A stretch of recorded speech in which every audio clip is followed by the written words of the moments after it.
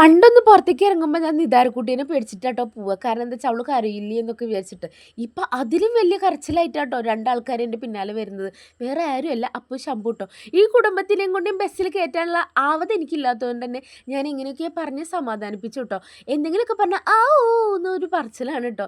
പിന്നെ അവരെ സമാധാനിപ്പിച്ച് ഞാൻ നേരെ പോയത് കൂറ്റനാടേക്കാണ് കേട്ടോ. ഞാൻ മാത്രമല്ല കേട്ടോ, ധനി ചേച്ചി ഉണ്ടായിരുന്നു കേട്ടോ. ഞങ്ങൾ പോയത് നീതിയിലേക്കാണ് കേട്ടോ. മുളകും മല്ലിക്കും വേണ്ടിയിട്ടാട്ടോ ഞങ്ങൾ മെയിൻ പോയത്. പക്ഷെ ആ പറഞ്ഞ സാധനം അവിടെ ഇല്ല. ഞങ്ങൾ വരുന്നതിൻ്റെ തലേദിവസം വരെ അവിടെ ഉണ്ടായിരുന്നു കേട്ടോ. ഞങ്ങൾ എവിടേക്ക് എന്തെങ്കിലും സാധനങ്ങൾ മേടിക്കാൻ ഇറങ്ങിക്കോ, അത് ഇല്ല എന്നുള്ളതാണ് കേട്ടോ പ്രപഞ്ച സത്യം. പിന്നെ ഞങ്ങൾ നേരെ പോയത് ഒരു സൂചി മേടിക്കാനാണ് കേട്ടോ.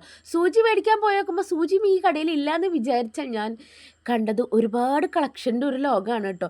ഇത്രയും കളക്ഷനുള്ള ഒരു കട കൂറ്റനാട് ഈ പ്രദേശത്ത് ഇല്ല എന്നുള്ളതാണ് കേട്ടോ എൻ്റെ അറിവിൽ. കാരണം ഞാൻ ഒരുപാട് ഡ്രസ്സിന് ലേസും ഒക്കെ മേടിക്കാൻ വേണ്ടിയിട്ട് പോയിട്ടുണ്ടെങ്കിലും ഇത്രയും കളക്ഷൻസ് കണ്ടിട്ടുണ്ടായിരുന്നില്ല കേട്ടോ. നിങ്ങൾ ആരെങ്കിലും കൂറ്റനാട് വരികയാണെങ്കിൽ ദാ ഈ കടയിലേക്ക് നേരിട്ട് പോയിക്കോളൂ കേട്ടോ. നമ്മുടെ നീതിയുടെ നേരെ ഓപ്പോസിറ്റാണ് കേട്ടോ ഈ കട. പിന്നെ ഇവർ കല്യാണ വർക്കൊക്കെ എടുക്കുന്നുണ്ട്.